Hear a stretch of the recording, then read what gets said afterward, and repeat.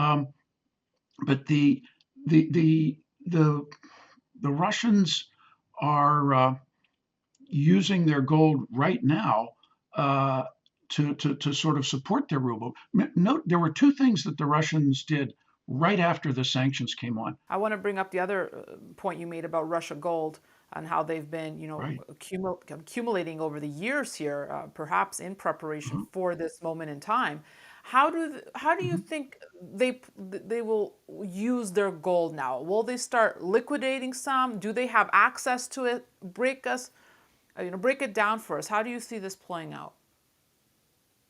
Okay, well, I don't really see them liquidating their gold because they don't need to. The Russians don't need to sell their gold. Uh, I think the Russians are Russia is a very autarchical economy. It's very, very self-contained. They grow their own food. They're a net food exporter. Maybe they import coffee and bananas or something. But they produce immense amounts of electricity, immense amounts of steel. They have their own aerospace industry. It's not Boeing, but they build good things. And so they trade with the world because okay, yeah, you trade with the world. You do what you play to your strengths.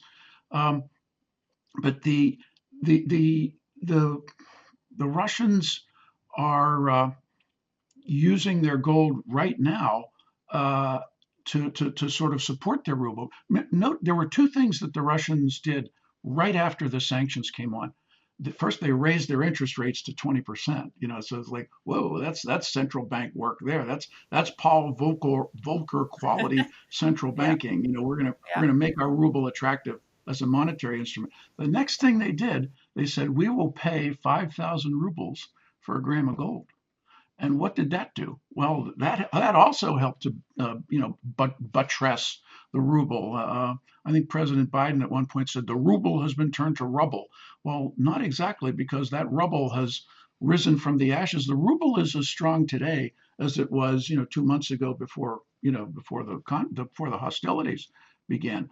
And by putting a floor underneath underneath the ruble in terms of gold, by putting that 5,000 ruble number on there. And they've said since then that we'll adjust it, we'll negotiate over that number.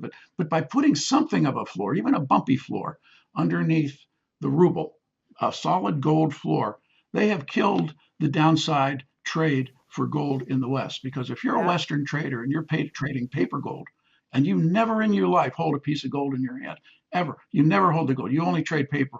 You can't trade it down below a certain number because you'll risk the arbitrage of wait a minute, the Russians are going to come in there and buy it for rubles for real gold.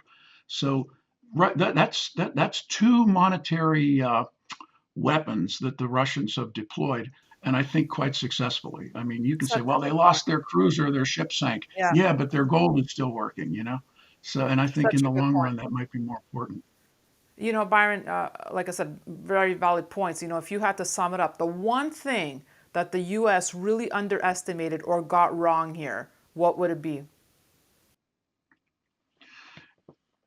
I think that the Western U.S. Treasury people who put the sanctions in did not understand the medium and long term risk to the dollar of truly weaponizing it, going out there and just literally taking hundreds of billions of dollars of sovereign wealth from another country. And even if you're mad at the country, you can be mad at Russia for invading Ukraine. Yeah, I get that. I get that. But we're not, we the West, the United States, NATO, whatever, we are not at war with these people. Not in any technical sense. Maybe in a practical sense. I mean, our missiles are killing their troops and et cetera. But we're not at war with these people. And the idea that you just go out there and say we're going to put sanctions on you and we're going to take all your money, you've just destroyed the credibility of your dollars. And when you have a dollar that's not backed by anything, the gold window was closed in 1971 by Mr. Nixon. I mean, it's only backed by what they call the full faith and credit of the United States. When you take your full faith and credit and you tear it all up and you say, well, we don't like you, we're gonna take your stuff.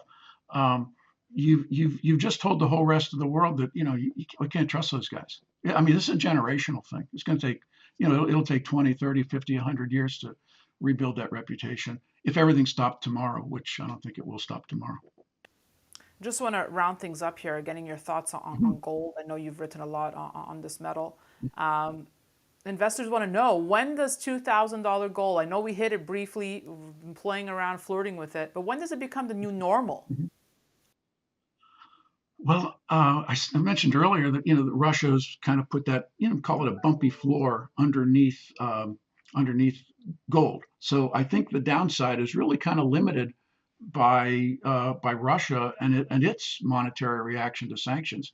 As far as where the upside goes from here, uh, we are moving into an era when uh, the old full faith and credit of these like fiat computerized greenback dollars has been broken, and and gold is at least one of the things that's going to be in kind of the commodity currency of the future, a commodity backed currency of the future, some mix. I don't know that we'll go back to a gold standard where people are going to walk around with gold sovereigns in our pocket. Not that a lot of people ever did that, even in the days of the gold standard. I mean, that's a fairy tale as well. But we're moving to a different way of accounting for international trade, and it's going to be a basket of things that include energy, gold, various commodities, maybe even some agricultures in there, Yeah. and it's going to be the way that nations settle up on their trade. But all that said, I think that gold has plenty of upside. I've covered the junior miners a lot in the past like 15 years. Um, 80% of the time with junior miners, 80% of the time, you're in sort of a bearish market. Just kind of the way it is, the nature of the beast. But when that 20% of the time comes around, and those are your days. That's when you want to that's when you want to have accumulated a lot of those small but good exploration and junior development companies, and have them sitting in your stock account, because that's when they're going to be going up.